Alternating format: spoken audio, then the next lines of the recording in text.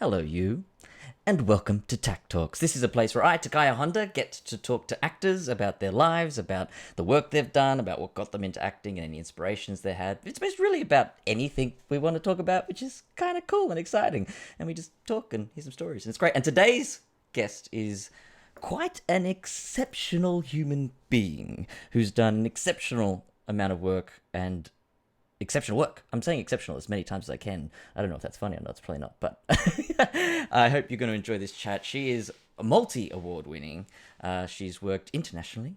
She's worked a lot here in Australia. A lot of you would know her as Nanny Alice, or really it's Heather Schilling, but everyone loves Nanny Alice as a name so much because she's kind of a crazy Nanny Alice, which is great. But please welcome the formidable Kerry Armstrong. Hello. Hello. Oh my gosh, this is so much fun. Hello, everybody. Hi, Takaya. I've been so excited since you said yes to doing this. Well, I've been excited the whole time. So thank you so much for joining us. It's really, really cool, and people I think are going to get a real kick out of this. So how have you been in isolation? What's life been like? Wow, I've been more fit than I've ever been and more fat. It's so amazing you can get fitter and fatter at the same time. So I reckon Easter, I'd say maybe a dozen or so eggs later. Bike riding, doing yoga. I do a thing called the ancient secret of the fountain of youth. I do these 5 rites in the morning, and it's called, it's from the Tibetan monks, and what they do is they do these 5 exercises. So I do those every morning with my son, who's a musician. I've got 3 sons, and bike ride with mates, and then I go get thrashed at tennis by the same son, who's ruthless, turns out. And we all have nicknames, and my nickname for tennis is Anna Kournikova. And I didn't realize when I chose her that she actually never won anything. She just looked good. Well, she had fun. And my son, but my son fluctuates between Bernard Tomic and Rafa, so he always wins. I'd probably prefer Rafa to Tomic personally, but because Rafa's amazing. Rafa is amazing. But Tomic is a good Australian athlete. Has his issues though. He does. I was in an aeroplane with him on one of those I'm a Celebrity Africa Get Me Out of Here. And we had to jump out of the plane together, and he couldn't do it. And he said the most amazing thing. Tomic said, I don't feel good. I'm feeling something in my gut. And I said, are you scared? And he said, I don't know. I've never been scared before. Wow. That's sort of an extraordinary thing to say. It was extraordinary. And he said that with a guy strapped to him about to parachute out of a helicopter into the African jungle. And so I said, do you want to hold my hand? And he went, yeah. So I held hands. And then I said, do you want me to jump first? Thinking, of course he'll say no. You don't want some old boiler to jump before. You wouldn't do that. And he goes, yeah, that'd be helpful. Then. So I jumped first. Wow. And then he didn't jump at all. He did jump. But he made those sort of noises as he went down. But I liked him. When he got into the camp, he'd never been camping ever as a boy with his dad. So he saw the toilets were dug out and there were scorpions and things, and he was appalled. And I also think he got Favola's sleeping bag, so it was pretty smelly. Oh. It was Brendan Favola's used sleeping bag. So yeah, but it's amazing meeting people who are incredibly good at something and then maybe not so good at other things, like all of us. Yeah, absolutely. I think that's one of the things that I like about doing this is in this long form chat where we get to just discuss stuff. People get to see behind the glitz or the idea they might have of somebody and see more of a whole human being because we all have our faults, you know. Yeah, well, and it's good for me because I wanted to play a baddie. When they first asked me about Neighbours, I said, can I be a really big baddie? But I didn't know that I was going to poison Eve, Maury, Sonja. I mean, out of all the people to poison, even poisoning you would have been better. True. Or Matt, I'll take that. Or even poisoning Ryan, but when they said it was Evie. But the most amazing thing happened is that she and I had never met, but we became, and we still are, almost instant besties. And so every time Nanny Alice was torturing her and poisoning her, we were hysterical between takes. We were, I don't know, she was encouraging me to be even worse. She's so generous. And so I just got worse and worse. And she got more and more innocent. Maybe And that was her ploy. She was trying to make oh yeah, herself look more and more innocent by pushing you. yeah, she was. But in the end, I think Nanny Alice fell in love with Sonja and had deep, deep regrets. Deep, deep regrets. I think the way that Eve plays her, it's hard not to fall in love with her. Oh my god. Oh my gosh. That whole period She's was. also, oh, terrible. And we miss her too. And she's one of the most generous. She's kind of bordering on saint. It's not even a joke. She is that though. Like, it's not a joke. She's just beautiful. And but it's lovely. She's got time at home with her little girls and her husband. And I think that's great. And she's also coaching at Neighbours. And man, I'd imagine as a young actor having someone like Eve coaching you. Brilliant. Yeah, because I ask people about their influences and mentors and stuff. And if she was the first person you thought of, it's a pretty incredible person to have. Oh, yeah. So, what was your life like growing up? Speaking of growing up, what was it like for little Kerry? Little Kerry had glasses and braces and was really skinny and, kind of ugly duckling. But then when I was 10, we went to live in Barcelona in Spain. Wow. And I was just really lucky. I got this school teacher who spoke English, and we did a play called The Little Prince. And the last sentence of the play was mine to say, and I had to say the words, "It is only with the heart that one can see rightly, because what is essential is invisible to the eye." Okay. And as I said that, at 10 years old, I remember thinking, wow, I had this epiphany. And at the end of the play, a very elegant man, all in white, came up and he said, "Hello, did you love that, little girl? Did you feel good?" And I said, "Yes, I loved it." He said, "My name's Alan Routs. I'm a talent scout from London." And he said, "Where are your parents?" And I was like, "Over there." And he went up and he said, "This little girl has the gift. She's a transmitter. You must let her do this thing." And funnily enough, one of my best friends was playing the fox, and she said to my boys years later when we're in Spain visiting, she said, "I was the fox when your mother said her sentence, and I saw her have her epiphany. She was always going to act." And I was like, "Really? Did you really?" Not sure. When you feed people stories and they just agree. Yeah. So I grew up in Spain and then came back to Australia, and of course had this really weird accent because hello, how are you? So in year 10 at St Leonard's College in Brighton, a lovely girls' school, I'm like this, "Hello, how are you? How very good." I didn't have the right clothes. I was a dag. And then I got stuck between the dags and the groovers. So plays is what I started to do.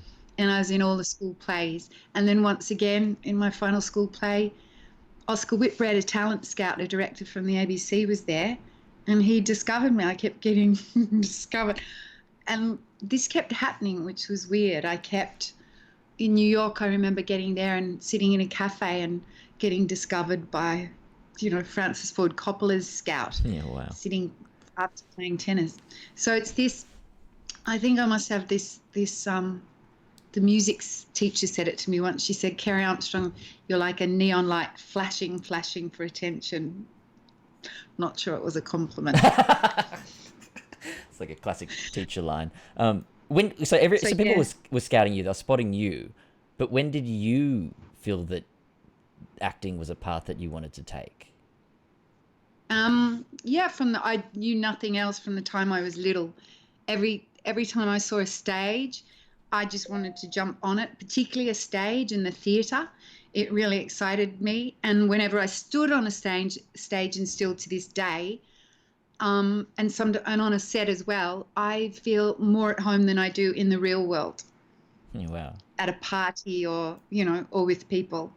My happy place is telling someone else's story. I really like it. So that's from the time I can't remember a time I didn't want to be an actor. who was your biggest influence? Like, who was your Eve in that sense of teaching you how to do that?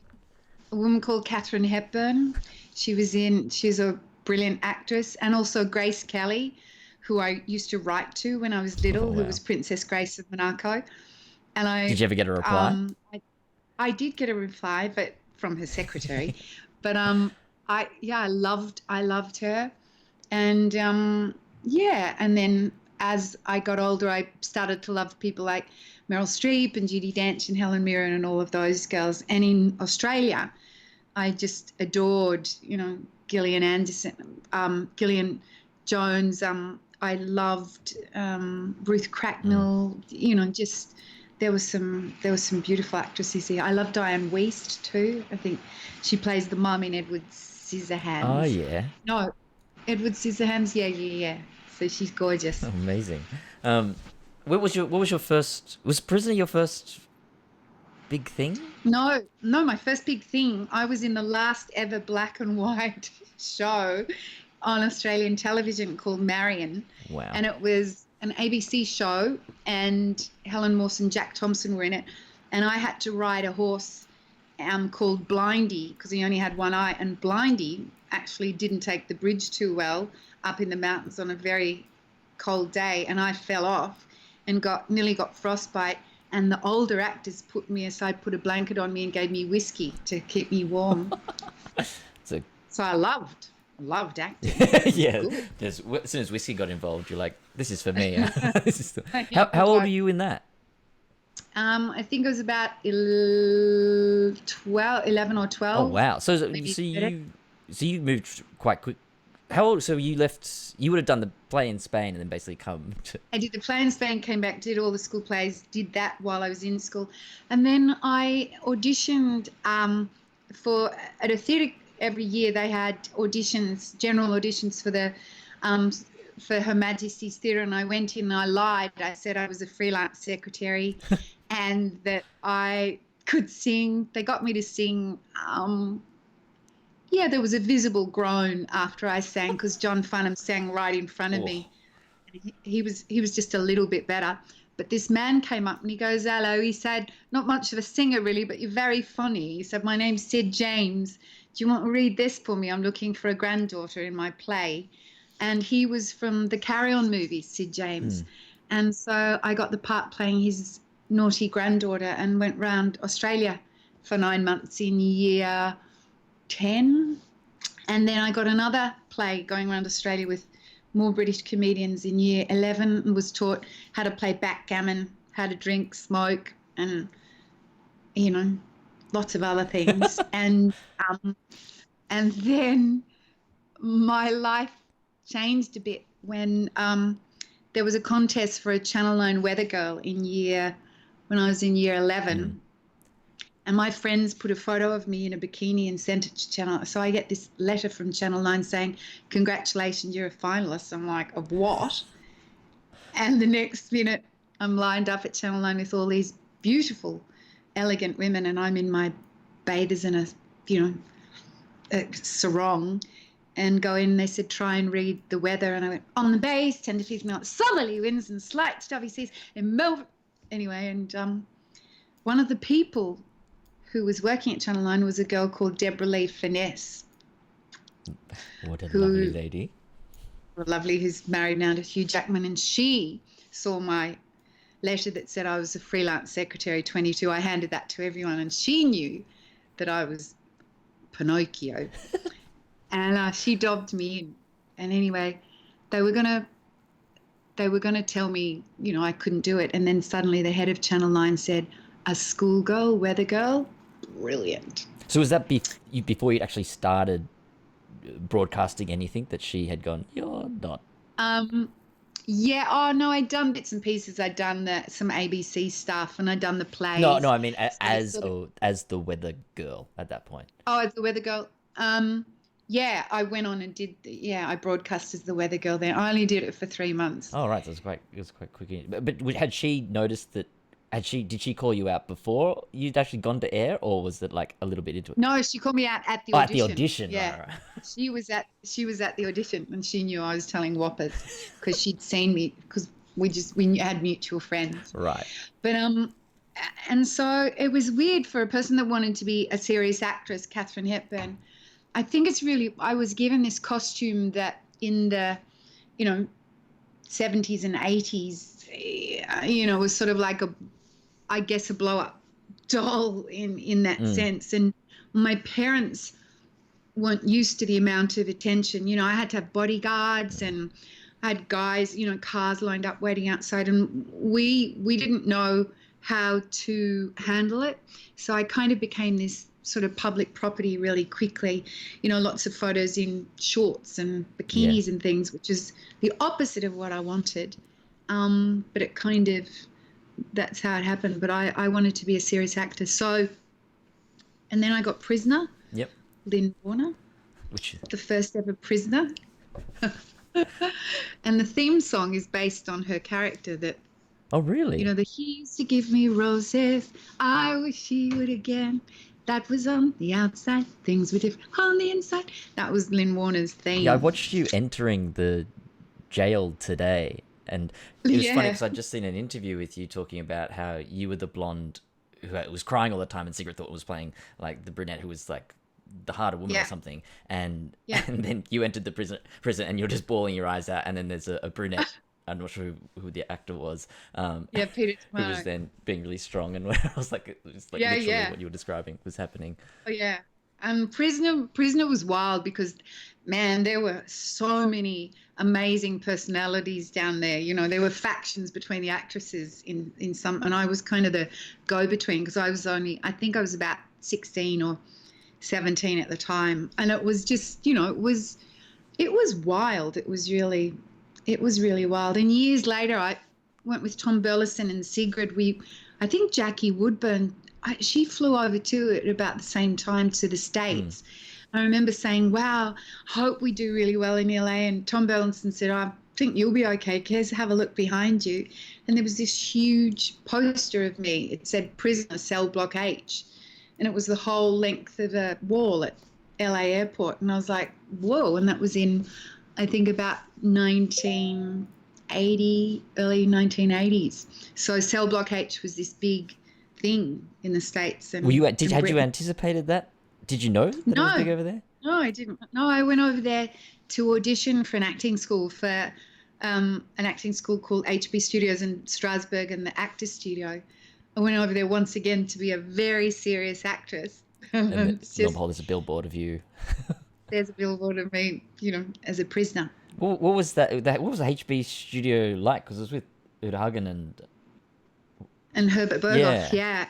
It was we had Rod Steiger sitting in. I did Hamlet with Anthony Hopkins. He came and he taught Hamlet. He was directing a workshop, but this was in his days when he was absolutely and utterly a raving, wonderful, mad drunk. He was like the Richard Burton stuff, and I'm sure he wouldn't mind saying it was in the early 80s. And the boy playing Hamlet was a little bit slow learning his lines. And one day Hopkins just said, "Fuck it, get off, I'll be Hamlet." And he said, "Stand there, I'll show you how to say get you to a nunnery." And I'm like, like this. And he went, "Get thee to a nunnery." And I was like, okay. And, he was wonderful. We used to go out and sing at a piano bar and play songs and drink, these tunes. It was wild because Goldie Hawn was there, all these people were there. And the reason I did that was because when I first got to America, I got into a couple of different schools, didn't know which one to pick. Everyone was telling me what to do. And I was married to my great love, Brad Robinson, who's still passed from Australian Crawl, the band. And he said, we went to see American Buffalo with Al Pacino in it. And he said, "You should ask Al what he thinks, what school you should go to." He goes, "Ask him, doll." And I was like, okay. So I went backstage and knocked on the door. And he just finished performing American Buffalo. And I was like, and the big bouncer goes, "Hi, can I help you?" And I said, "Yeah, may I talk to Mr. Pacino, please?" And he said, "Yeah, who should I say is calling?" And I said, Kerry Armstrong, and Brad yelled out, from Australia. And he goes, Kerry Armstrong from Australia. And I went, yeah. And he goes, okay, wait here. And literally maybe 5 minutes later, round the corner, there's Pacino, who goes, hey, can I help you? And I was like, hi. I said, yes. I said, my name's Kerry Armstrong. And he said, from Australia. I said, yeah. And I said, I've auditioned for a couple of schools and I've been accepted for a couple, but I don't know whether I should go to Strasbourg or go to... And he said, no, you should go to Uta Hagen. You should do Bill Maloney thing. And he said, do you want some help from Elia Kazan, from Eli Kazan? You want to ask him as well? He's here visiting. You want him to... And I was like, yeah, that'd be good. And so Eli Kazan's head pops around the corner and he said, yeah, can I help you? And he said, she wants to know. I think she should do Herbert and maybe Bill Maloney. And so he said, yeah, do this, do that, do this. And I did exactly what Al Pacino said. And then he said, would you like, well, actually, Kazan said, he said, so do you want some help with an agent? Do you have an agent? And I said, no, I don't. And he said, well, Mr. Pacino can help you with an agent. And Al said, sure, I can help you. And I said, oh, no, thanks. I have to study hard for at least 2 to 3 years before I get an agent. And there was this dead silence. And Kazan said, wow. He said, do you hear that? Pacino's offered to get this girl an agent. She's saying no. He said, you're the real deal. He said, that's very good girl. He said, you go study. And I did. And the last play I did was Romeo and Juliet. And that's when Robert Duvall came. He'd just done Apocalypse Now. I love the smell of napalm. And I did Juliet. And I was really lucky. He came up and he said, yeah, I just saw you. He said, I said to my wife, the kid's the real deal.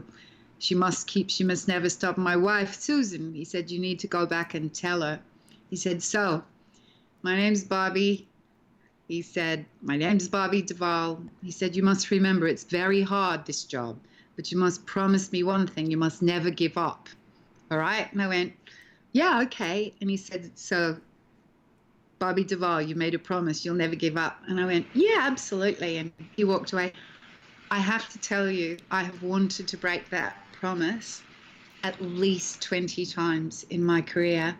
And I think if only I hadn't made that promise to Robert Duvall, I could have given up. Well, I kind of think that even if that promise hadn't been there, you still would have kept pushing.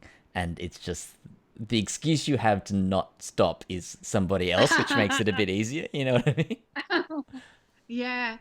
I guess, although that sometimes, and even now, I'm contemplating giving up or stop. Even now, it's because the weird thing about playing a bad character is I thought after a while, I love Nanny Alice, she was funny, but then after a while I thought I actually want to stop putting bad into the world.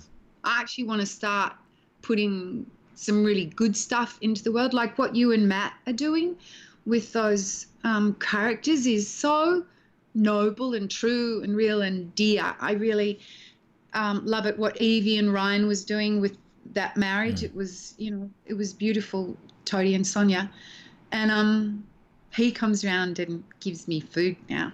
Right. Ryan, I'll tell you the Ryan story. Yeah, we're friends. And Ali, his wife and kids, are gorgeous. But yeah, so there's a part of me, I've been playing baddies. I wanted to play baddies because I was always goody, but I'm a bit sick of it. Now. Well, I think it's a yin yang thing, right? So you need the bad to show the good. There's no heaven without hell, because if there's no hell, then what is heaven? It's just another place, really. So wow, you're right. So you need the people who play the bad ones, because the bad ones highlight the good ones. Yeah. So as much as it feels like you're not bringing in the good, you are, because without you, there is no good. Yeah, that's well said. Yeah. I loved our scenes together, you and I. They were always so much fun. Because you always had to be a little innocent of what Nanny Alice was up to, and it was pretty obvious. She was a complete You're psycho. asking all these details, and I had to pretend like I'm distracted by, which I theoretically was at the time, of this other thing. It's like, yeah, that's why I just missed it, because I was, oh my God. Come on. I love it. So what did your parents think of the acting thing? Were they really supportive? Were they in the industry at all, or were they completely separate to it? No, they were completely separate. And as my mum said, she said, we kind of let you go I think when my brother came along, he was the golden child. You know, I had the girl child first, my sister, that was good, and then they waited for the boy child, and they got me instead. So I think it was a long, hard 3 years between getting the golden child. So I think I just remember being left to roam around, and as she said, you just sort of did your own thing. They didn't know what to do. They didn't know about fame. Um, we were unaccustomed to all the attention, and I think that with different parents, I'm pretty sure half the things that I did I wouldn't have done, but they just everything that I got offered, we sort of took. We didn't. I don't think we had a no. I didn't have a no, and they didn't have a no. They were just, it was like Father Christmas was coming. Do you want to ride in the sleigh? And it was like, sure. Why would you say no? Well, yeah, that makes sense. What sort of, how long did it take you to move to the US? Because that wouldn't have been as normal as it is now. Because everyone sort of heads to the US after they've done something here now. Then I feel it was a pretty courageous thing to kind of do, right? Like, yeah, nobody was doing it. What was driving you to do that? Yeah, I didn't want to be on TV in a bikini. I didn't want to be a dumb blonde. I wanted to be, I wanted to reinvent yourself in a way. Yeah. The weird thing is I didn't even feel invented so much as wronged, or I felt like, I just think these are zip-up costumes, and I wish I'd gotten one that was a little less, as I said, Cupid dollish at the time, growing breasts and having tits and teeth, whatever it was, and blonde hair, which I'm always trying to get rid of, and it just grows hard and fast and blonde, it just stays, I don't know, just stays with me unless I cut it off or do wigs. But I think that, I think it was something in my bones that I had to audition. I practiced for 2 years. A guy called Bud Tingwell helped me, and I was at St Martin's Theatre, and I did lots and lots and lots of study, and I worked on the piece for Uta Hagen for at least a year, probably 18 months, till I knew it was perfect. And in fact, in the audition, they said, you just audition, you do your piece and you leave the room. And so I got in, she won't say anything. So I get in, there are 10 judges, adjudicators. So I set up, ready to go. I remember setting up, and it's a scene where a girl sits up at her own funeral and talks about it. And so I did it, and in the funeral she starts to talk about why she killed herself. And so I had to cry, laugh, and I was feeling really good. Uta Hagen suddenly said, I'm stopping you there because I'm hating you. And I was like, and I just thought, what? And I said, oh, Miss Hagen, I remember walking up to her and saying, oh, Miss Hagen, you're so wrong. I was told that you were amazing, but if you don't know that I was right, I wasn't acting. Oh, Miss Hagen, I'm just, and the rest of the panel, one of them who's now my friend, she said it was one of the funniest moments of her life, someone coming up and saying, Miss Hagen, you're so wrong. And she said, dear, I said, I'm stopping you because I'm taking you. What do you think? I said, and I went, oh, I thought you said you're stopping me because you're hating me. Oh my God. I said, Miss Hagen, I was so worried about you. And this is something that I wanted to say to anybody actors, because I now teach in New York at HB, and I do classes, and I've realized one thing about acting that if I can pass on, and it was from a boy who was doing Hamlet, and he'd been auditioning for 3 years, and he said, I'd love you to see my Hamlet speech. And I said, show me. So he did the to be or not to be, and he finished the speech, and then he looked at me like this, and I said, Jesse, what are you doing? And he said, I'm just wondering what you think. And I said, Jesse, if you need me to tell you that you're Hamlet, you're probably not Hamlet yet. You're probably more like an omelette. So if it's that scramble, I said, the thing is this, if you don't believe you're Hamlet, why on earth should I believe you're Hamlet? So what I realized from the time I was little with Uta Hagen, that even in the middle of all this stuff, if you believe that you are that person and you don't have to ask anybody else, if you believe it, then you can be that person. And the funny thing is, they talk about acting and they say, listen. Sometimes the person doesn't listen. They say, listen to the other actor. I go, really? I see a lot of people not. Or they say, be constant. He's an angry person. I go, really? Every day? But we change all the time. So for me, the most important thing about a character is actually believing you're them and then seeing how they feel. Not driving a Porsche a certain way because it's a Porsche or a Volkswagen on just one road because it's a Volkswagen, or just slowly because it's small, or a Porsche fast because it's like, no, just drive, just see how you feel. All you have to do is know who you are. And so I think, the audacity, how dare I, Carol Rosenfeld said to me, she said, oh my God, to say that in front of Uta Hagen. You're wrong. But I knew that I was Zoe from A Scent of Flowers. And I can still remember every word of that piece now, because when you're really an actor, it isn't about you. It wasn't about Kerry. It was the story of this girl sitting up. So you're a storyteller.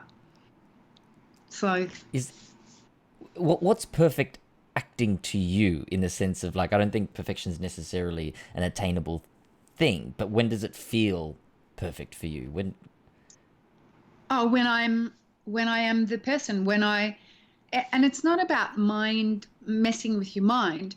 When I know I've done enough work to say I am Nanny Alice. For example, the first day on set on Neighbours, Jason Herbison, when they said they wrote the role, he said, we want you to be big, we want it to be big. He said, you do your thing. And I said, okay, great. And so I plotted Nanny Alice to be, and she wasn't a sociopath. She was just somebody who was desperate, loved a bit of an acting, loved playing characters.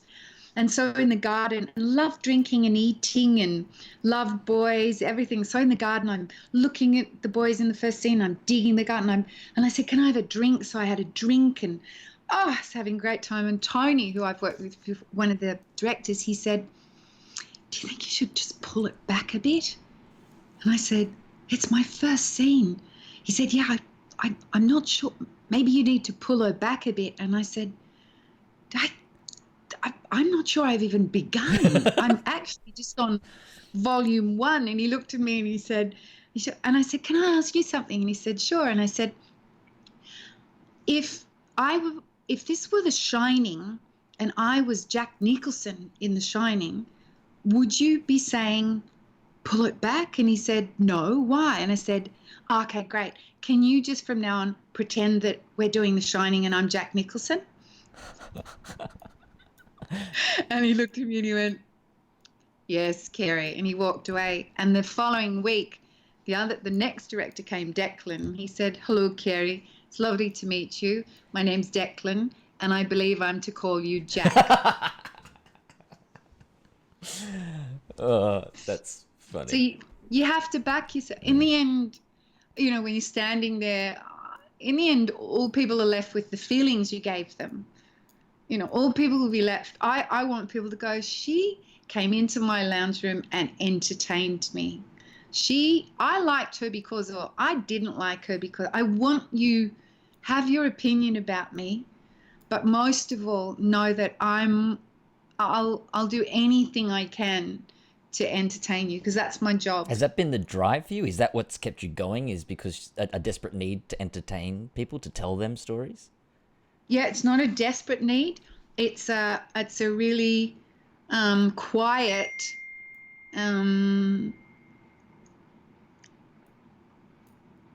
surrender to a force that's kind of bigger than me. I'm way too smart to know that acting is a good idea. Agreed. So there's some puppeteer pulling there's some, I'm looking at our moon signs, and the moon, as we know, is a big rock in the sky that changes the tides in the water. And when I was born, my moon was in Leo, And if you look at a Leo moon, it's all about being seen and entertaining and all of that. And for me, there's not really a choice. It's where I'm most comfortable. I, I've got more skills on the stage than I do socially with people. It's interesting. It's an interesting way to put it. Where did the confidence come from? Is that innate in you? Have you always just had that assurance within yourself to know yourself and know whether you're right or wrong at something, or is it something that you developed?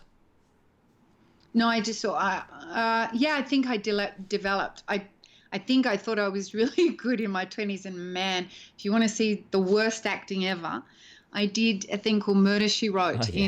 I got a contract with Universal with Angela Lansbury, and I was being taken around. I after Romeo and Juliet, I won the scholarship at HB, and I was a lot of people knew this little Australian, and I got flown out to meet all these people in LA by my agents, and I met this big guy, Milt Hammerman, and he said, "Yeah, we're going to get you a great role. It'll be something fabulous." And I got as I was leaving the room, I said, "What kind of a role?" And he said, "You're blonde, you're beautiful, girl." And I said, "Well, I would rather play like Helen Keller on Quaaludes. I want to play a weirdo." And he said, "A weirdo? What do you mean?" I said, "Someone broken." And he said, "Wait a minute, can you dance?" And I said, "Oh, yes." She lied. I could a little bit. And he said, "Do you want to play a murderer on Murder, She Wrote?" So I ended up doing that. And I was so confident, so much to the point that I actually wrecked it for them because I said I could dance and I couldn't. And they brought the Russian ballet in. And the head of the Russian ballet took one look at me standing there pretending I was a ballerina. And he said, "What is that? What is that?" No. And I was like, and he said, "That is not a dancer." So I had to get a body double. But I thought I was amazing. And I look back at that, and I honestly, I've never seen a worse actor in my life.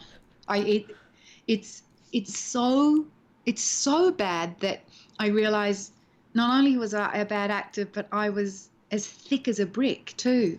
And I always thought I was pretty smart, but I was a bad actor and dumb all at once. So, Well, yeah. profound. I'm not sure if you were a bad actor. You might have done a bad performance, maybe. Well, that's okay. That's a bad actor. I don't mind being bad. I was a bad actor on a thing I did last year. I just started. I'm often a bad actor. I think the thing about Australia that I found is that we sometimes seem to like people who are more balanced than I am, and I kind of live in the basket of heaven and hell with my work, that I'm either really, really good or really, really bad. I don't seem to have The middle. mediocrity so much as just dreadfulness and occasionally goodness. Thank God, please God. But just recently I opened my mouth on something I did with Steve Bisley playing my husband and Heather Mitchell, who I adore, and Nazim Hussain. Right. I opened my mouth at the first reading and I sucked. And I was like, "Oh, no." And the director said, "That's okay, you'll get better." And I went, "No, I don't think so." And I didn't get better. So, what is it about that? Like, what about it do you feel like made you a bad actor in that, and that was unchangeable for you? I just think it's like a cake that doesn't rise, or when you burn your toast. I just don't think there's a mystery. I just think that sometimes you'll suck. And can you bear it? Sometimes it's like trying to get on a horse and you can't. It's like you've got your foot in the stirrup but you just can't get up. And I'm used to that now. And I'll try my best, but sometimes I'll do all this work with acting and I'll be okay. Other times I'll do all this work and it'll be wonderful. And then other times I'll do no work at all and it'll be terrible, or I'll do no work at all and it'll be wonderful. So there is a mystery to acting, but the mystery is, can you bear being a human being? To me, it's the same as not in charge. And with acting, that's one of the great things. You have to bear not being in charge, particularly on film. You know, you be cut, drawn, quarter. Even on stage, you can get an actor that will be giving you cues that you don't believe. And, you know. What helps you bear moments like this, or moments where you just feel that it's not going to come together? A sense of humour and self-forgiveness, and that honestly, if you cut me open, I just bleed. What, you know, my blood would write. I honestly am trying as hard as I can. I couldn't be wanting to be a better person if I tried.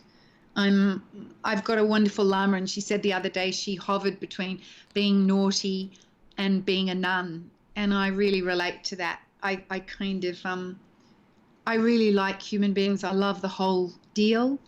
I know that the only suffering that's created is in my mind.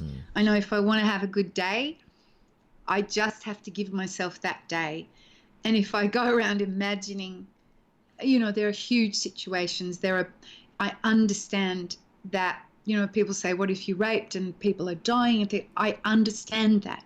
But the thing is that if you look at life like a gym, and there are all these different bits of equipment on it, and some of them you're going to slam your fingers, or some of them there's a bush, you're going to be beaten to the point of not being able to get up.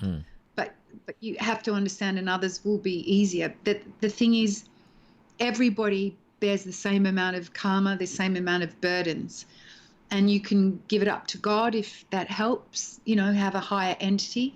But the way I am with, I guess, having Lama or Buddhism in me, I like the idea that I'm responsible. So how do I do it? I go, is that garbage in your mind, Kerry? What, you know, and one of the best things, Takaya, that I ever read was in a book called Conversations with God. And it said, your thoughts are who God is. And I read that and I nearly threw up, because I thought, holy cow, if my thoughts are who God is a very, very messed up human being. I got to help him clear out his wardrobe, his laundry, her thoughts, everything. So I started to think, okay, whatever I'm thinking, that's who I'll become. And so I have this pledge that if I'm talking about somebody and they're not in the room, I want them to be able to walk in the room and I keep saying what I was saying behind their backs. So I have this thing. That's really nice. That if I'm talking about you, you have to be able to walk in, and I have to be able to hold the line of what I was saying. Therefore, I'm responsible for what I'm putting out. Yeah. Because there's a great saying by a wonderful man called Ralph Waldo Emerson. It's above the toilet roll in my toilet. We have got toilet paper. And it says, the only person that you're destined to become is the person you decide to be. It's so true. And it's such a weird thing and such a hard thing to really grasp or enact. Like we naturally, I think, as humans, hold on to so strongly what we know, and what we know is what's been in the past, and it's really difficult to think that the future can be different and to actually lead ourselves towards it and allow ourselves to become the thing that we've always imagined we'd hoped we'd be. Yeah, well said. Yeah, I'm in agreement with you there.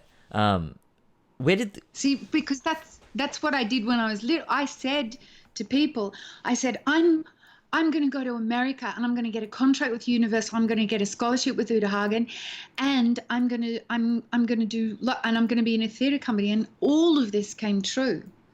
Every single thing we have a theatre company there called the Actors Gang. It's in its 25th year with Tim Robbins and Helen Hunt and Sarah Jessica Parker, all my understudies, those gorgeous girls. And man, I've never seen anyone work as hard as Sarah Jessica Parker. We had Shakespeare readings every Sunday, and all she would do is set up the room and go, God, I hope I'm as good as you guys. When Helen Hunt used to, Keir, I hope I'm as funny as you.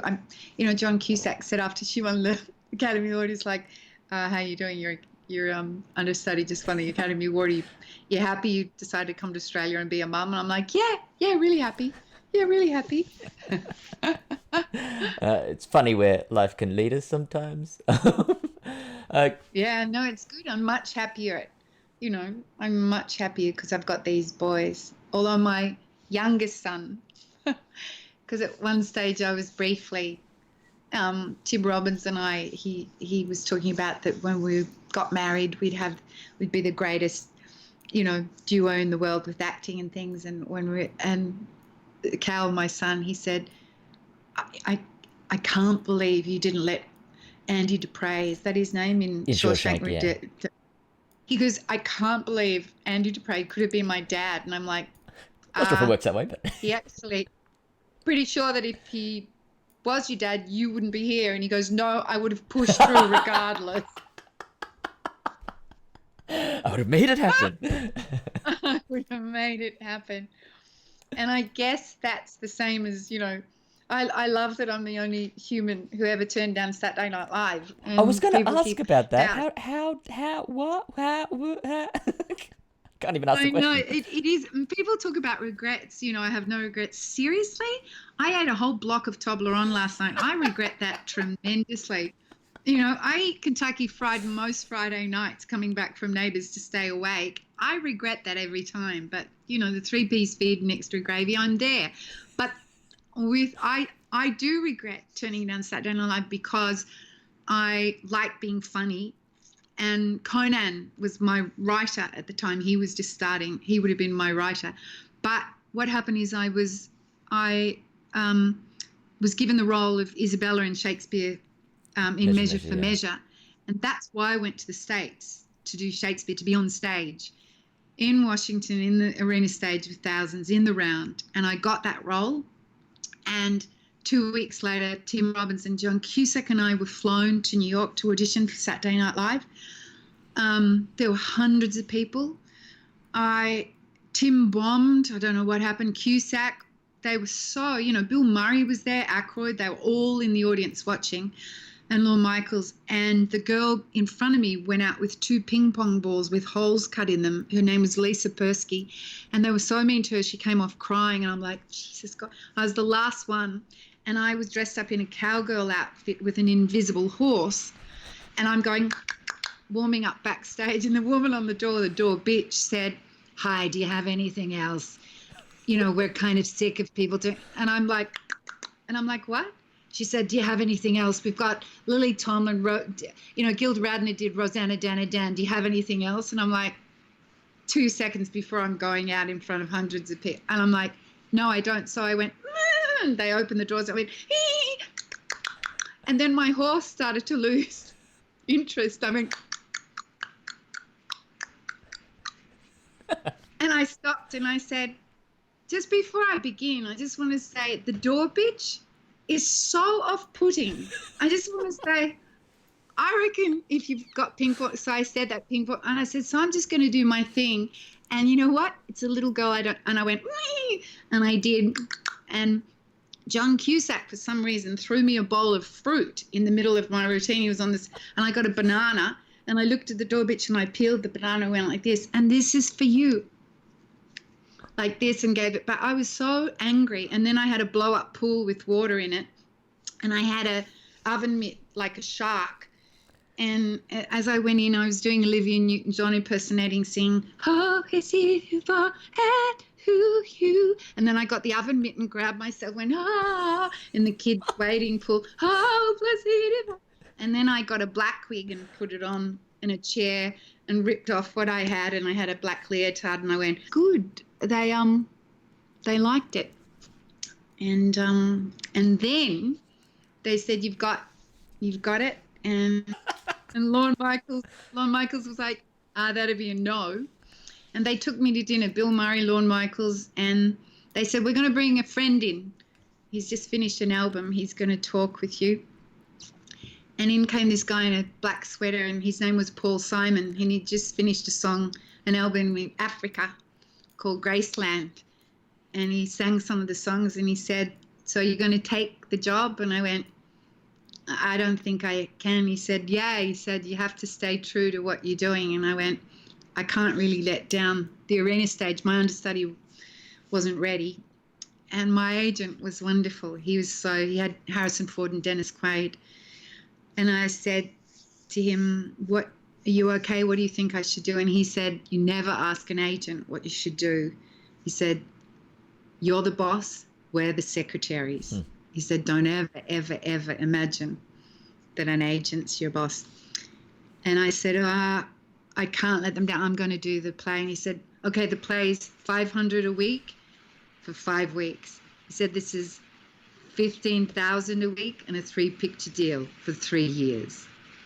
I'm just going to say, you okay with that? And I went, and he said, and this is why I have Harrison Ford. So when my Australian makes a decision like this, I don't have a fucking heart attack.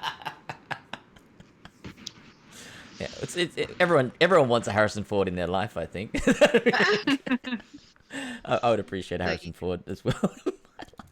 So yeah, so that was my And realistically, it'd be one. You're trading one regret for another in a way. Talking of regrets, I think you would have equally have regretted not doing the play because you would have constantly felt like you'd let all these people down and that kind of thing too. Yeah. And I did the play on opening night, and there was a lot of, hope it was okay. And she actually knelt down in front of me, which is what Isabella does in front of Claudio Angelo. And she said, I did a play with Tom Stoppard directing. So Stanley and I that was when we were working together. It was Dalliance, right? No, yeah, it was Dalliance. Yeah, that's right. What was that whole experience like, working with them, really? It was great. It was weird. Campbell Scott was George C. Scott's son. He played the lead, and he played a character. I thought the play was a love story. It was 1895, and it was 2 soldiers, and I played a young, very poor girl, a brilliant composer, and his character heard her play and saw her play, and I fell in love with her. And then he has a duel and dies, and she's not allowed to go to the funeral because no one knows who she is. Campbell believed that he was just using her. He just liked her and wanted to have, settled. And I said, are you sure? And anyway, we rehearsed it that way for 4 weeks. And then Tom Stoppard, who wrote the play, came, and we showed him. And Tom Stoppard said, I've only got one thing to ask. And Kenneth said, fire away. And he said, I'm just wondering how our Australian has been able to bear the last 4 weeks, because it seems to me she's the only one that knows what the play's about. And so how was it? It was a theme in my life that continues to this day, that sometimes I think it's a love story and other people think it's not. And it happened with Lantana. I got into trouble because I thought it was a love story about a marriage, and for a while there it was a murder mystery. And I think in the end... It was both, really, right? Exactly. Rex Reed from the New York Times, finally, he said, Lantana, a murder and several living deaths. That's a really nice way to put it, because we watched it last night as a refresh, and that's the one thing that's so interesting about it, because Lantana as a film is set up as this whodunit murder mystery type thing. Totally. But then it's told in such like an upside down way, and it's told through, it's a character study that then there happens to be a murder mystery within it, kind of thing. It's the thing that connects everybody, but really it's about these relationships, and then it just happens to be, which is sad for the person who goes missing, but it's that's sort of like it feels really secondary to the Yeah. relationships, and that's what's drawing you in. It's not trying to figure out who's done what, because you don't even know what has happened until the very end anyway. You just know that Yeah. she's missing. Yeah. So even within that, Ray Lawrence, they're dear friends. That I just got a text today saying we might be doing something else together during this time. But on the very first reading, Anthony LaPaglia said, he said, yeah, obviously they're not in love. And I looked and said, what you're not in love with me? He said, no, I'm having an affair. And I said, yeah, but that's because you're a fat cop and you're trying to get my attention, isn't it? And there was this dead silence. And Ray said, Kerry, it's not a love story. And I was like, isn't it? And I said, you're going to have to get another actor because I can't play indifference for 6 weeks. And I'm just going to be a nuisance. And Ray looked and he said, oh, she's already a nuisance. There's a tag that follows me that, mad, difficult, all that sort of stuff for a while. And I think, funnily enough, the Me Too movement has changed that. Instead of being difficult and mad, those of us who were trying to make our way through and be something more than a token tits and teeth, I think what the Me Too movement's done is give us some credibility. And for me, I feel sort of satiated. I feel that, I think Asher Ketty said it to me once, that I sort of came out the birth canal first, sort of tried to pave a way for the girls coming behind me. I look at the Ash Kettys and Cat Stewarts and, all of these girls, because when I was growing up, all the actresses just disappeared off a cliff. There were Rowena Wallaces and Sandy Gores and Helen Morses and Ruth Kraft, and no one knows who they are. In Australia, we've got all these incredible actresses, Judy Morris and Kate Fitzpatrick. Nobody knows who they are. So for some reason, we've dropped our history, our Meryl Streeps, our Judi Dench's, and all of these great women, Maggie Smiths. We've got them. They've been there, but we let them go. Where did all the flowers go? They died. And so I'm sort of on the edge of that cliff now, sometimes going like this. And I don't mind going over the cliff every now and then. And I don't need to be remembered so much as I want people to have a history that's about women artists or women actors in this country. And I have no desire to be younger or more beautiful or funny or anything. I just want to be, am I allowed to be myself? That's all I want. I think with that idea of you, a tag of being difficult or whatever, it's kind of like how I describe swear words. The words are never the problem. It's the intent that's the problem. If the intent is a joke or something, then the word itself is fine. But if the intent is something evil or bad or whatever, then the word is bad at the same time. Yeah. With the idea of being difficult, like, because I'm generally a non-confrontational person. Like I'm unless you come and push me, I'm not going to come and push you. You know what I mean? But in terms of acting and performance, if there's something with the script or the character saying something, and I do it all the time. Like I've written scenes the night before and sent them. I literally sent Scott Major a text with a rewritten scene the night before we shot it, which was a guerrilla shoot too, because I felt there was something in it that wasn't quite right. Beyond just what the script, like the characters, it was something more holistic, societally, culturally, and I've always felt that if it's a creative debate, if it's something where I'm fighting for better storytelling or for the character's voice or whatever it is, that shouldn't ever be seen as difficult. It's only difficult to somebody who doesn't have the answer to the problem I'm bringing, and generally I'm also bringing a solution. So I feel like that shouldn't be seen as difficult, but someone who's working hard to make what we're doing better. You know what I mean? Yeah. I love that you say you've got a solution, because I think in my early years I brought up problems that I was having, but I didn't have solutions. And I think that as I've grown, I realized that if you're going to protest, you have to have a solution. It's like holding a placard and just saying, boo-hoo, this is no good. But I go, so what would be good? What does it look like? And I'm like, yeah, it's really interesting. I watch, it's a weird thing, the project with Waleed Ali. and he seems to be actually trying to solve the problem. He seems to be bringing up a problem and solving it. And I laughed last night because he did it in Carrie, and people like, yeah, whatever, Wally, and went on. And I thought, hey, he's actually, guys, he's trying to save the world. We probably should maybe have so yeah.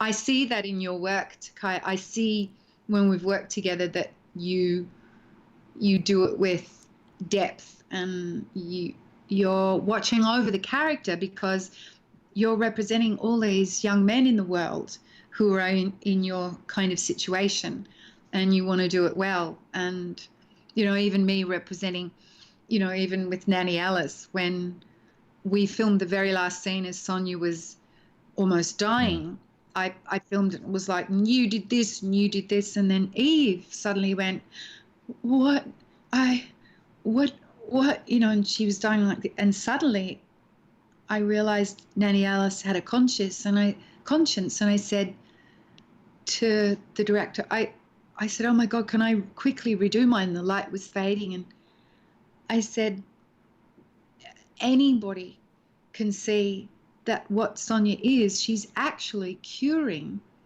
evil. She's actually, Evie's doing so beautiful that she's actually touching for the first time this creature, which is what we need, is love and compassion. And this homeless entity that was Alice, really Heather, actually changed her way at the very last minute and had this incredible empathy and deep, deep regret. And we reshot it, and that's the scene they put to air. So I understand, you know, you've got to look after the flower you're holding. You've got to make sure you water it, and, you know, it's up to you to keep it alive. Which is not only in acting, it's in life, really. This is true. Yeah. And Heather Schilling's not the only Heather you've played too, with Heather in SeaChange. Shelley, hilarious. Which she was, yeah. Yeah. Go, keep going. Oh well, I was originally, you know, they talked about her, and they talked about the part of Laura, and I was like, no, my kids were really little. I think I'd just given birth to twins, and I thought it was in Byron Bay, but. So they then said there's this other, you know, she's a dumb blonde. And I remember reading it, and I thought, I don't want to do a dumb blonde, not this dumb blonde thing again. And I remember saying to Andrew Knight, I'll do it, but I won't give you a dumb blonde. I'll give you a dying blonde, like dying to please, dying to get it right. And so, and it's going to sound really pretentious, I based her on Dostoevsky's Idiot, or Chauncey Gardiner, which is the person that doesn't know how good they are. They just never think they're good enough. Their entire life is they're sitting on a seat of fear that they're not enough. So the whole character was like, hello. You know, she just operated out of this immense fear. And it was a very difficult character to do, but we began with the props guys were amazing, because I'd say, oh, let's get, you know, she'd have a barbecue, and I'd say, can we get like a stuffed pig and put an apple in its mouth? And the boys were amazing. And, you know, a Japanese family were coming to dinner, and I said, can you get me a kimono, I pronounced, sorry everyone. And I said, and can you get me the sound of a dog barking, and then the makeup did 2 big dog marks down the front of the kimono, and she was like, hi, and we got her hair all messed up and was like, domo arigato, and the dog barked again off. So we began to create this creature that was chaotic and trying to keep it all together. And I was cut out of the first, I think, few eps, because I was told I was not funny, and I needed to pull back. I remember someone saying, you know, you think you're funny, but you're not. And I remember thinking, well, I'm pretty sure I turned down Saturday Night Live just this time last year, and now I'm back in my own country being told I'm not funny. But luckily someone in Sydney saw the outtakes. I think it was Penny Chapman or someone, and said, that's funny. Let her in. And they gradually just let me do her. And then a Logie and an AFI later. Oh my God, that was, yeah. But that was that was such a shock because she wasn't the lead character. Of course, she was, I didn't think anyone was noticing. And, when I was up for the award, I thought, oh, Sieg will get it, everyone will get it, and when they said me, I was not the only one shocked, and it was pretty controversial. And then the same with Lantana. I didn't think I'd win better, because it was Nicole Kidman's year with Moulin Rouge, so everyone, even Russell Crowe, who announced it, was saying, and the winner is, he looked, when he said Kerry Armstrong, which is where this big controversies come up between Nicole Kidman and I, which doesn't exist. But yeah, I love that Heather Jelly was seen, because there are so many Heather Jellies in the world, wives and mums just trying with all their heart to do the best they can and constantly thinking it's not enough. And in fact, being treated poorly sometimes because they get taken for granted, or people know. And someone said that about me once in my life. It was an incredible thing. And I thought about Heather. I was breaking up with somebody, and I'd felt that after 5 years, we'd come to the end of something. And I said, how did you see it? And this person said, oh, it was mostly bliss. And at the same time, I thought, kind of hellish. It was a bit, I couldn't find my voice in that sense. And then he said a great thing. He said, do you know your problem, Kez? And he said, you love humans so much that at times you can be stupidly kind. And it was this, and I remember thinking, I want to be stupidly kind. And then a couple of weeks later, someone said, we call it idiot compassion. And I was like, ah. And so it's taken me a while to know that to give and give and give and give without making sure that you're watching over yourself can be draining. So you have to make sure you're watching over yourself. And how successful do you think you've become at that? Yeah, good. Well, I wrote a book called The Circles. Yeah, I was going to ask you about that. Yeah, it was good. It became a bestseller. It's in Germany, and it's in schools in America and France and Greece. Which was about personal freedom. And how did that... So the idea being, well, from what I understand of it, obviously I don't want to tell you what your own book's about, but you have a circle, and then the people that give you the most positivity or whatever you place in the middle, and then there's concentric circles out, and then as they make you feel worse, they get further out. And I'm sure there's more to it than just that, but where did that come from? I was doing a job called MDA, and it was a series, and on the series, the ABC employed me to rewrite the character, and they paid me secretly. They didn't tell the writers. I didn't know that. I thought the writers were paying me to write my character, and every Wednesday we'd go into the script meetings, and I'd be slashing and rewriting, and the writers didn't seem to like me, and I was like, why don't they like me? They're paying me and my friend money to rewrite. And one day, 2 months in, the head writer came up, and I said, do you think maybe he said, what does it matter what I think? You're just going to write whatever you want to write. And I was like, well, you're paying me. And he said, what? Why would we be paying you? He said, I love this creature and you're destroying her. And I said, but you pay me every week. And my friend knew you pay. He said, I don't. And he called the producer over, Rick Felix, and he said, no, we're not paying you. And that night I called the ABC. Hello, I said to the producers, the ABC. Yes, darling, we're paying you, but you must never tell them. Oh, gosh. And so I was in the middle of this, and Shane Bourne, who was with me, he said, they're hating you. You can't tell, you're in a war. And so the book came out of that. I thought, oh my God, I'm being hated and I can't change that. I'm trying to tell them it's not my fault, which is what we try to do. I'm trying to tell these people, I don't know what to do. And I thought, I can't bear this. I can't bear being so derided, so misinterpreted from my standards. And I was, oh, and then I realized I'd better tidy myself up, because it's not how they make you feel. It's how I let myself feel. So I wrote the book telling myself to say, you're never going to get away from these people. And the Hopi Indians, I'd worked in America with a Hopi Indian, a wonderful woman, and she said the Hopis have 7 tribes on the planet. And if you're lucky, you'll get a tribal member in your own family, and they will know who you are. When Takaya, when you say Kerry, I love this, I like it.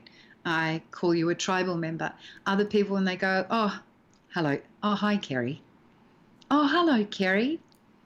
Kerry, hi. You can hear what people think by the way they call your name. I don't want to spend my life shrinking or getting upset every time someone says, oh, hello, Kerry. I have to let them. I can't get rid of it.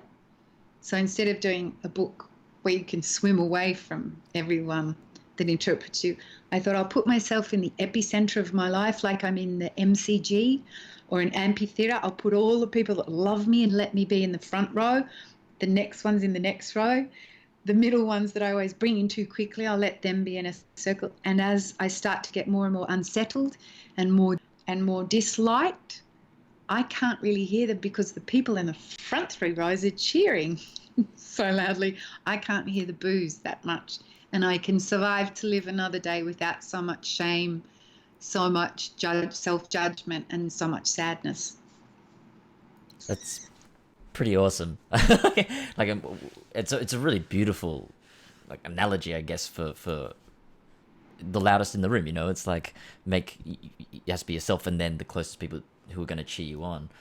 Because it's really, I definitely for myself find there's times where the loudest person in my stadium isn't the person I should be listening to, and it's hard to run away from. So because I only didn't know about the circles that you'd written prior to the last couple of days. And it's such a beautiful idea. I really like it. So I hope. Yeah, it's fun because you can change it. My mum was absolutely terrified when I wrote the book. She said, I don't like it. And I said, why? She said, well, for example, what circle am I in? And I said, well, Mum, today you're in the first circle. And I said, but last Thursday, 7. And this is the thing, you know, it's like I realized, you know, that you can change it every hour. You can have someone, and then when you're so hurt that you can't bear what they think of you, you can just rest. You can just rest them on the bench. And then you get to have a look at yourself. You've still got to own it or not, or go, let them have that opinion. Let them be. Yeah, I like that. Really like that. Let them be and let yourself be. And you look what time it is. Oh my God. I know. I should. We have to stop boring people. Oh, please. I don't think you're boring anybody. I could only be boring you without forcing you to have to do this. I could talk to you for so long, and I feel like I would be. There's so much we could keep talking about. But what we'll do, because we have been going for a while, and I don't want to steal your whole night from you. And I've been bad to everybody at home, and not paying attention to the chat because I've just been so engrossed in the lovely words of Kerry. I'll go through now, and then we'll answer some questions from people. Some people had questions from Instagram too, so I'll pull that up so that we can give the people what they want, you know. Let's see what the first one would be. First one. Okay, this is kind of good and following with all the actor chat that we've been doing. What's the first few steps for you in preparing for a role? When you get a script, how do you then start breaking it down? Do you have any rituals to your acting? Oh, right. Well, the first thing I do is I know I'm that person. And the second thing I do is find out how that person feels. So say you tell me I'm Nina in The Seagull. I don't look at a character reference. I don't know who I am. I just know right now I open it up and I say my first line. And then I see how I feel when I say that line. And I find out if I'm telling the truth or if I'm lying. And that's it? Is that your approach? Because the first thing you have to do is when you say the words, is so many people go, oh, I wouldn't say that. And I go, well, you are saying it. So are you lying? Are you telling the truth? Do you know who you are? Are you happy with what you're saying? Or are you not? And the other thing is, with every person that comes into you, your character changes. I'm a different Kerry with you, Takaya, than I was with my son Jai before he was like, Mum, you should know how to set up. I have to go. I'm like, I don't know how to set up. I've got his ears, so I'm a different Kerry. So with a character, I would say, please, please, the first thing I do is don't let anybody tell you who you are. You are you, whoever you are in that day. I'm Kerry. I read my first line and I see how I feel. If I don't believe what I'm saying, and that's the script, I have to work out why I'm saying it. Am I bullshitting? And I also, I work in colours, in primary colours, like angry, happy, sad, or afraid. Tim Robbins and Helen Hunt and John Cusack and I worked on something called the Théâtre du Soleil, which is state work. Yep. And that everything had to come out of one of those states, angry, happy, sad, or afraid. So right now, you ask yourself, what am I? And right now, I'm with you, Takaya. Am I angry? No. Am I happy? Yeah. Am I sad? No. Am I afraid? No. So I'm happy. Yep. So I find out what my state is. If I'm Hamlet and my opening line is to be or not to be, that's the question. I have to say, to be or not to be what?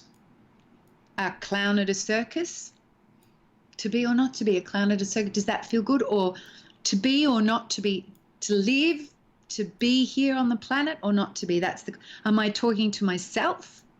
Or am I talking to my mum who's fucking my uncle? And I'm saying, to be a slut like my mum or not to be? That's the question. Or am I talking to my dad who's a ghost? And the first thing playing Hamlet that you have to ask yourself is, do I believe in ghosts?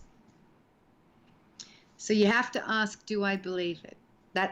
Do I believe what I'm saying? And the thing is, does Kerry believe in ghosts? No. But I can tell you, if suddenly my dad stood behind you, I'm sure I'd be like, wow, that's really weird.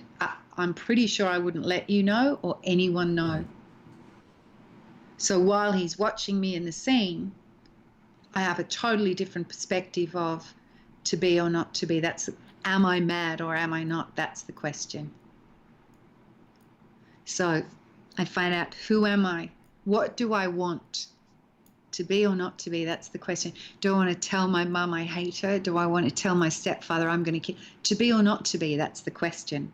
Well, I might kill you. To be or not to be? To let you live because you're fucking my mum or not to be? That's the question. Am I scared to scare?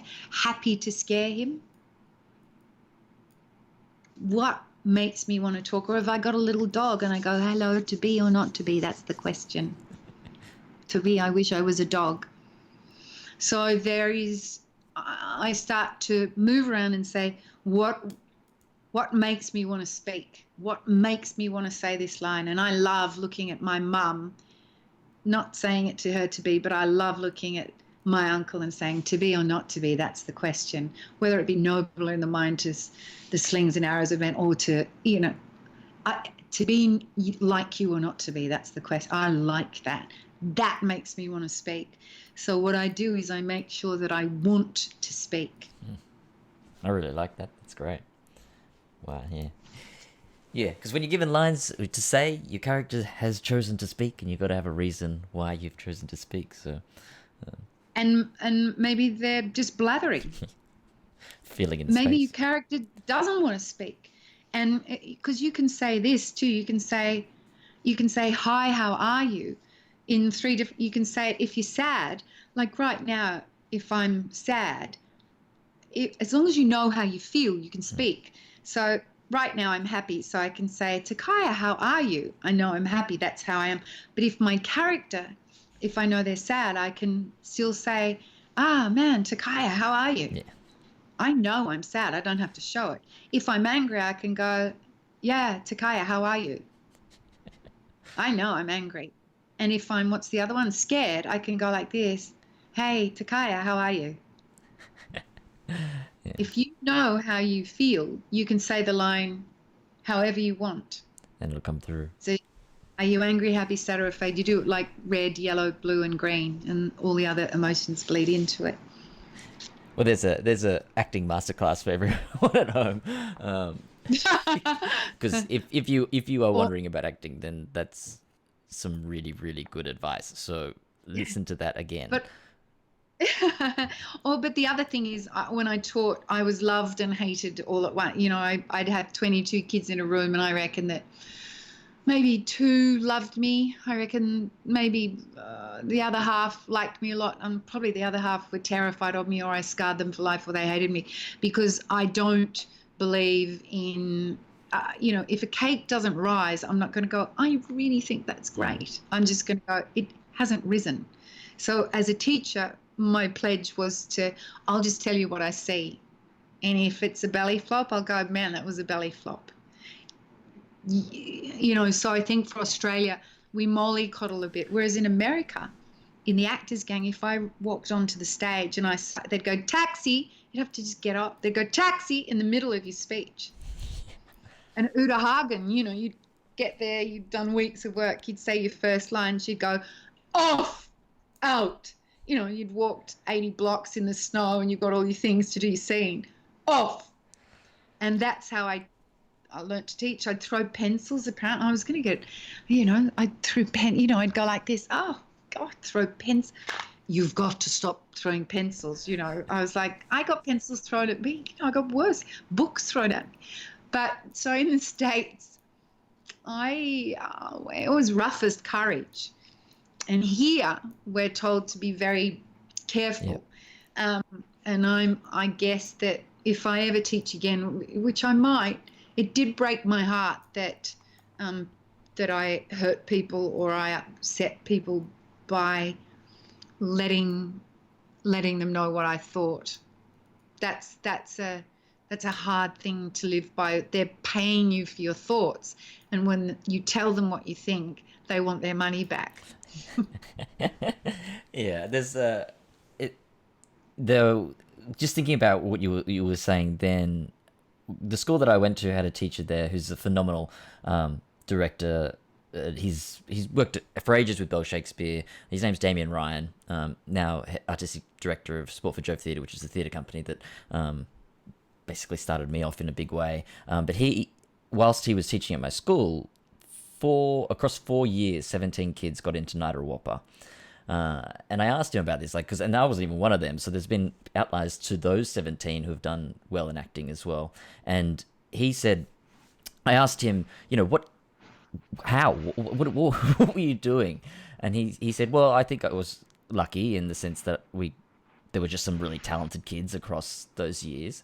But I also think that what I did was I just taught people when they were acting badly, so that those talented kids just knew how to keep doing the good parts of what they were doing, rather than not knowing that what they were doing actually was a bit crap, which is really tying into to what you're saying. Yeah, I love that. Thank you. He sounds great. Yeah, because I had the same thing. I kept asking teachers, how do you teach? Where are your students? And they'd say, I don't know. And I remember saying, when I was at 16th Street, because I started that acting school with Kim Courageous, and I said, I want to know, I want to be able to see, I want them to win an Academy Award at the least, or a Tony, or a Logie, or they must. And so far, Sarah Roberts and Kirsty Marassi, they're on doing really well. It's Andre Devani's got his own show. They've got a whole theatre companies of people. I've got 2, 3 or 4 of my kids in America. They're opening theatre companies. Laura Wheelwright, is incredible. Did The Boys and did Wolf Creek and Animal Kingdom. But before they were, Maddie Jevick did, weirdly, stupidly Bogan, whatever it is. Upper Middle Bogan. upper middle bogans, the blonde. Damien's right. They were so gifted before they got to me. So that I didn't make their gifts, but the pledge that I had was, I can just show you when I believe you and when I don't. That's. And I used to say a little kind of, just say, please let me do the best I can before I'd walk into a class. But there were some really big highs and some really, really low lows. It's hard to be a teacher, and all the parents now with their kids at home, homeschooling. Oh man, they're going to appreciate teachers. Yeah, it's one of the most noble professions, really, and I think underappreciated in quite a big way. Hopefully this time does teach some people who didn't really realize the extent to what teachers are doing for their kids. It opens their eyes a bit. So, all right, we keep getting stuck in conversations because, again, I could keep talking to you for so long. Nanny Alice or Heather, who was more fun? Oh man. Both Nanny Alice, because she was so it was Heather acting, and Heather was a bad actor, so it was wonderful. And then of course Heather herself is an actress. Heather thinks she's Kim Kardashian, she's a Kardashian sister, and so I loved all the jail stuff. It wasn't as I guess as entertaining, but some of the stuff I just love, particularly the scene where they said I had to wear lingerie, and I remember going, I'm not going to do that. That's so boring. And instead I asked Nick, our wonderful wardrobe supervisor, I said, can I have a zip up black latex suit, knee-high boots, and cat's ears? And I went into Narelle and the girls and got lipstick, and instead of dropping the thing, I went like this and didn't tell anyone, just went like this and drew a nose on her and went like this. I loved that. That was Heather when she came. So I love them both. Yeah, which I think most actors are going to have reasons to love all of their characters. Really, I think you kind of need to find that in a way to give them truth. Someone asked, what was it like on Police Rescue? Oh man, Police Rescue was wild. Because when we started, Gary Sweet, he's so brilliant. He's got the most incredible memory, photographic memory. I just come back from the States, and I interviewed all these. I was playing his wife, and they looked shocking to me. The wives, they were beaten down, their husbands on the Police Rescue. There was a lot of drinking, a lot of being away for hours, and the women were tired and jaded. And I thought, oh shit. So I wigged her. It was the first time I wigged her and put really bad makeup. I made her really harsh. Got onto the set, and Gary Sweet looked at me and he goes, you look terrible. What are you doing?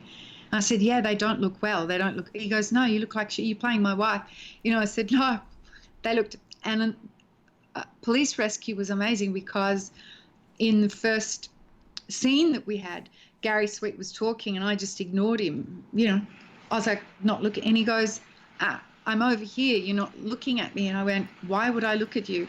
A, you're having an affair with someone else. B, we've been married for 15 years and we don't like each other. And C, why? Why would any wives, we're not even talking. And he actually called cut on the very first day. We went to lunch. He took me around the back of where we were eating. He'd been to America and he said, come home. These guys are going nowhere. To Tim Robbins, Sarah Jessica and John Cusack. He said, come home. What are you doing? And I went, no, I think it's good. I like it. He said, what did you learn over there? And I went, I was in America for 10 years. What do you mean? He said, what is this? And I said, well, it's called building a character. It's called, and he said, I need you to tell me what you're doing. I said, we've only got lunchtime. He said, no, just tell me. I said, okay, cool. I truncated 10 years of what I'd been taught by, Pacino's, Duvall's, Uta Hagen, Stanley Tucci's, everybody, for Gary Sweet. We went back to shoot the scene after lunch. He didn't look at me once. He packed up his gear for police dress. I've never seen anybody learn something so quick in all my life. He was so brilliant in that scene. It ended badly for me because his character got stuck behind a cave, and I had to come and say to his best mate, Marshall Napier, man, I want him to die in that cave for the things he's done, but if you don't get him out, I'll kill you. It was this wonderful speech by Graham Hartley. And I had to say, get him out so I can kill him myself, about my husband. And 2 takes in, they decided to swap Marshall and put Sonja Todd there and have me talk to her, who was the girl he was having an affair with. And I went, I said, I don't think the wife would talk to the, no, you'll be fine. Anyway, so I got out and Sonja Todd stood there, and I went to try and say the first line, and instead I said, fuck off. And the director called cut, and I went, whoops. And they said, no, just say the words to her. And I went, yeah, chummy, funny. Got out of the car and went, fuck off. And I got fired on that day. Really? I had Sandra Levy come out. She said, you're giving us trouble again. I said, there's not a wife in the whole history of this world that'll have a kind of chatty conversation with the woman that's sleeping with her husband. If you can find me one wife whose husband is dying in a cave with no oxygen, who has a lovely chat to the lover, I'll go here. My job is to represent them. Anyway, I got fired. So how was Police Rescue? It was good for the couple of months it lasted. They did brilliant work. It was brilliant and innovative. Peter Fisk, a great director. Yeah. Do you hold on to your characters when you step off set? Do you find it easy to release them? Oh, you've got to. Oh my God, people that hold on to their characters, honestly, let it go. It's work, you know. If you're an accountant, do you carry a calculator around? Well, maybe some people do, but long day. But you know, if you're a lifesaver, do you come? You know, are you still with your buggy and you still got your Speedos on when you go home? Please, everybody, just drop the bullshit. Just honestly stop.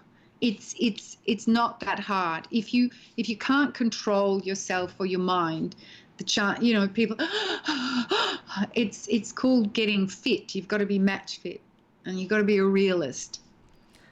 I wasn't for years. I was. It's easy for me to say now, but yeah. Strongest memory you have from Prisoner? Getting my hand burnt in the ironing press for real by Val Lehman, who Lynn Warner put her hand in the ironing press and she pushed down so hard the thing actually went down onto my hand. I went, ah, which is one of the 10 most iconic moments in you actually Australian. Just getting burnt. Yeah, it was like, it was cold, it wasn't on. Okay, but right. Man, Okay, good. She's a strong girl, Val Lehman. Do you prefer living in Europe or Australia? I'm assuming Australia because you're here. It's weird. I can't wait to go back to Europe because I grew up in Barcelona in Spain. I can't wait to go back.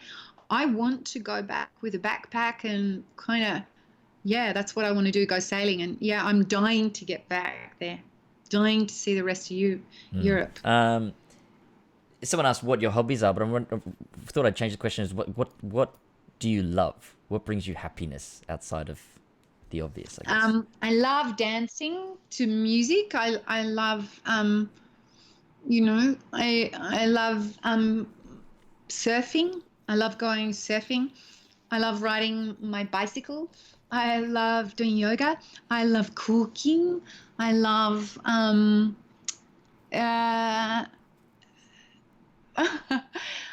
was going to say something that I won't say then. I love being really healthy. I like being a woman. I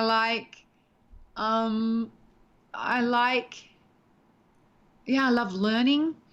I like listening to people. I like finding out about people. I like humans. And lots of stuff. Tennis. I like getting thrashed at tennis. Is fun. Or thrashing. Yeah. I just lost the question. Thinking that what the stories you're telling about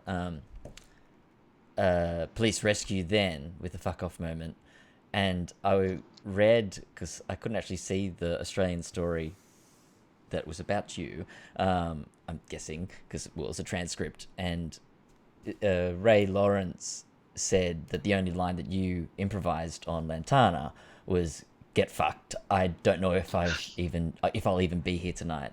Yeah. So it's kind of funny that because that came after, right? That's definitely after. So Yeah, dude. Wow, it's that's funny interesting. that That's a it good. ended up being. Yeah. Potty mouth. But it's Just it's the woman saying, fuck off, to. Oh, well, yeah. To the mouth. Well, in the middle, yeah, and in the middle of this scene with Lantana, just the way Anthony said it, I just found out he'd had an affair, and I'm taking the boys to school, and he looked at me, he said it so casually, he said, hey, we'll talk about it tonight. And I just looked and I thought, fuck you. I said, the line was, I don't even know if I'll be here tonight, but I went, fuck you. I don't even, but the props guy, Moxie, was so upset. He said, my wife would never say that. And I came back and Anthony LaParty was on the floor laughing. He said, my wife would say that. And then Ray said, can we do one without the swearing? Just so we've got a choice. And so we did one where I didn't say fuck off. And luckily they used that. And I added one more line because I said to Andrew Bovell, could I say my two beautiful boys? And he goes, Ray said, no one calls boys beautiful. And someone said, I think Vince Colosimo goes, yeah, you can be beautiful. And no one had called boys beautiful. And I said, I think my boys are beautiful. I want to call them, can I say my two beautiful boys? And Ray went, all right, well, we'll try it both ways. And I added my two beautiful boys. And now I find that sentence, my beautiful boys, seems to be everywhere. And I'm really, really happy about that. Yeah. And I'm wondering if there was a tiny little wave. You can change people's things. In when we did Bed of Roses, it was a Bed of Roses. I had a wonderful Michael who was a costumer, and Gail. We were trying on little necklaces, and they put two different necklaces on me that sort of the same length. And I said, oh, I can't choose. And Gail said, we can't wear two. And I said, couldn't I? And Michael said, no one wears, you can't wear two the same length. And I went, wouldn't that be fun though? And Gail said, oh God. And I said, wouldn't it be good if you just had two at once? And they were like, oh, well, whatever. And I said, and could I have ankle boots? And anyway, we had to go to Hong Kong to find ankle boots because there were no ankle boots in this. And I said, could I have skirts to the knees and just blouses? And he was like, oh, yes, you're going to look. And so we did skirts to the knees and blouses, and we did ankle boots, and we did two necklaces the same length. And now when I look out and I see all these necklaces and I see all these ankle boots and things, and I think, isn't it funny how the world, if a tree falls, does anyone hear it? And I go, isn't it weird the way we all saw J-Lo had a fringe like this and hair, or Jennifer Aniston had a hair like this. So everybody got their hair, or we see everyone's got a goatee, or everyone's got eyebrows, Angelina, or whatever. So the influence. We're influencers, especially on screen. Yeah, it's just one of the things that because there's things that coming onto Neighbours and being on the show, there's things that I learned that I didn't really expect to learn, because you never know what you don't know. And one of the things that I've learned from you, without you saying anything to me specifically, is how it comes to how collaborative our art form is, in that we as actors don't work alone. We're not in isolation to everybody else on set. There's people that are involved in dressing us, in the makeup, in the lighting us, all of the stuff, right? And one of the things that I've learned through osmosis from you was literally that the power we have a stronger say in what the character wears, and we can make stronger decisions with that. Because I know that when I've been in those initial costume meetings or whatever, and they're saying, oh, do you wear this or this or this, I've generally been in my mind, oh, whatever you think, kind of thing, because I was like, well, that's your job, and I didn't want to be the troublemaker in that sense. And when you're fresh, then you feel, oh my God, I'm just happy to be here. You know what I mean? Yeah. Of that going, actually, no,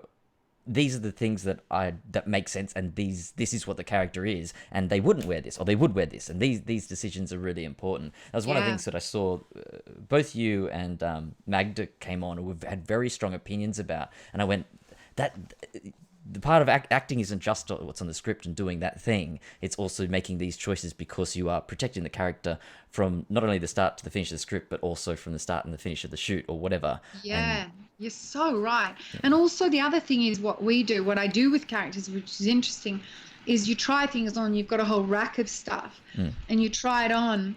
And I'm looking to see if you build it, they will come. I'm looking too. So it's a collaboration, because I go, I never know who she is until I get the nose. And I'm like, no, yeah. And Heather, we realized she just loved a waist. And she also loved wrap dresses. God knows why. Bright wrap dresses. I'm like, what? And for example, I did a show called MDA and played a doctor who I made her an alcoholic and they cut my hair up, dyed it red. They were furious with everything I did. It was very difficult. But when they were dressing me, there was everything was beige. Everything on the rack was sort of frills and beige. And I'm like, and I said, I just think she wears pants and the same singlet with a stretch jumper over it, no makeup, and long leather coats. And there was a guy in Santiago Bisonte, and he made me some long leather jackets all the way to the ground, different color, long leather, and they'd never been made before. And Cappy Island, who worked on that with me, the next job she had was a job on The Matrix. And in The Matrix, they've all got long leather jackets. And I was really, it's this thing that, they are creatives and they carry their work, and if you're lucky enough to get into working with them. And Heather Jelly, the last day before filming, we were in so much driving around looking for her, and we passed a kids shop in Toorak Road, I'll never forget, and on the dummy was this bright, stretchy dress, and I went, oh my God, and she went, no. I said, is that her? And she went, no, it's a size 6. Anyway, we went into a kid's shop. The dress was a kid's size 8. I threw this thing on, and it was so small and so tight, had open-toe shoes always, and Heather Jelly began, and put shoulder pads, and everything had to be here. She didn't wear long sleeves. So even when she was a real estate agent, we couldn't find her. We puffed every sleeve and cut it off here. She had to have puffy sleeves, open-toe shoes, and a waist.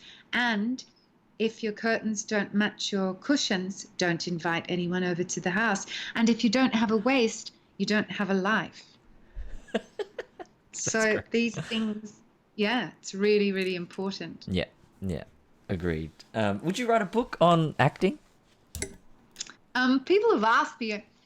I sort of started to. I'm not sure. I don't know. I want to write a book.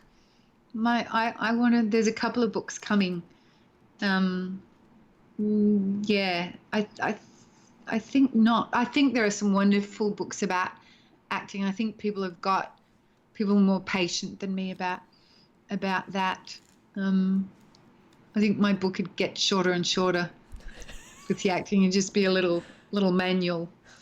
Well, maybe for the person who doesn't like reading much, maybe that's exactly. That'd be good. Well, the other thing is can you bear learning everything that you know, and can you bear reading every acting manual, and can you bear doing a belly flop right when everyone's waiting for you and the whole scene relies on you and you suck? Can you?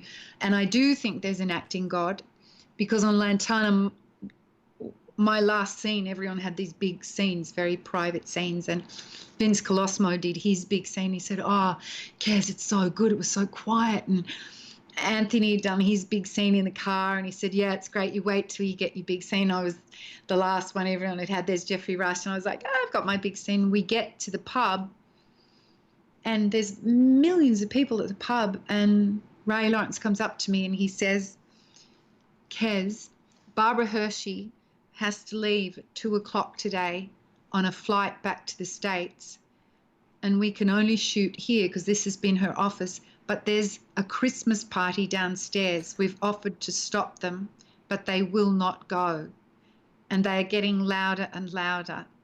And I'm like, so where are we filming? He said, we're in the room above.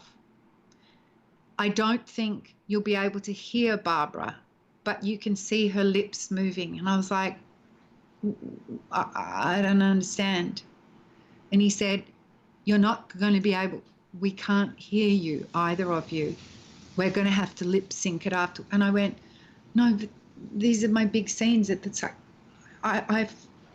this is the whole crux of my Anyway, Barbara's like, I'm so sorry I have to make this 3:00 flight. And I'm just like, and it's 7, 8 o'clock in the morning, makeup in thing. And I think, can't we go faster? The party starts at, they started drinking at 11. By midday, hey! All I could see was her going, I couldn't hear her. She couldn't hear me. I just had to imagine what she was saying. And Kerry, old Kerry, Princess Kerry, would have just said, I can't. But luckily, Kerry, who'd given birth naturally to twins only minutes before, mind you, said, you have to. It's the last day. She's catching a plane. So I sat there and just imagined I could hear her. I saw her mouth move. She saw me. She kept apologizing. I said, that's okay. I've never been more distressed in my life.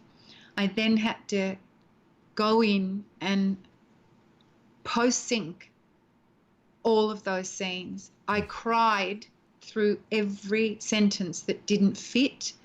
It wasn't good. I knew it was terrible. Ray, everyone felt terrible. And when they did the premiere of Lantana, I wasn't there, I was doing a play, Michael Gale's Away, in Perth. And I was so glad I wasn't there because I knew I'd be terrible. And I got a call from Vince Colosimo. He said, Kez, it's great. And I went, nah, I know you're being nice. She said, nah. And Jane Hall was on. She said, Kez, it's great. And I'm like, and then they gave me a private screening and I was with my family, and my son Sam was sitting next to me. He was about 10 or 11, and I came on the screen and I was like watching everybody, and I came on and went, and it was the first time I'd seen myself on screen, and I was like this, and then it got to those scenes and I went, and I couldn't see the mistake. It was syncing up. And I was like this, and Sam's nudging me and I'm like, Sam. And he's like, and I'm like, Sam, stop. And I'm watching the scenes and he goes, Mom. And I go, Sam, what? And he goes, Mom, this is a really good film. And he said, and you're really good in it. Oh. Thank you, Sam. And, so there is an acting God, because there is no way that those scenes looked like that, but something and somebody tied them together, because Andrew Bovell wrote a really important piece about marriage, and those scenes were really important. And I've had people come up saying that their marriages got stronger after Lantana, and some people said our marriages dissolved because of that film. And, well, they may have needed to be it as well, so, yeah, it can be a good thing as much as it is a hard thing. Yeah. So there is an acting God, so just trust it. Yeah. One last question. Would you direct? I have directed. Yeah, I love directing. I directed Laura Wheelwright and Lee Beckwith in a play called The Wool Gatherer at La Mama. Oh, yeah. In Prahran before it burnt down. And we got the best reviews they've ever had in the history of La Mama. So I loved it. I loved it with all my heart. But I've just been busy ever since, because I had the 3 boys, and they're now, grown up. I've got an actor, Sam. I've got a director, an editor, Cal, and I've got a musician, singer, songwriter, Joe. And I'm like, idiots, fools, what's wrong with you? Have you learned nothing? I want a banker, a bricklayer, a plumber, an electrician, a lawyer, a doctor. But no, they're wonderful. I'm really lucky, and I'm surrounded by 3 artists, and so that's that. I'm really lucky. Yeah. Well, I'm incredibly lucky to have gotten to speak to you for nearly 2 hours, which is kind of crazy, but like it's gone so fast. You'll cut it down. And I've enjoyed this so much, and I hope you've enjoyed it too, because it's been incredible. I have. I hope it's been of some help to people, and I adore you, Takaya. I just adore you. You're such a good soul, and I know we're going to know each other for a long, long time, and I hope we get to work together again. Absolutely. I definitely want to do some more scenes. That's for sure. Yeah. Too much fun. That would be great. All right, my darling. Thank you, and thanks to everybody. Okay. Bye. And thank you, everyone, for joining me for takTalks today. I'm trying to line up someone for next week. I don't know whether I'll have the time, because I think maybe my schedule might have come through tonight. I don't know. But I know next week's going to be really, really hectic. But if you've liked this chat, please like it and subscribe and all of those things. I'd really appreciate it. But how good was that? That was pretty incredible. And I can't thank Kerry enough for coming on takTalks. I hope this keeps going. I hope you guys keep watching. I've really enjoyed it. But until next time,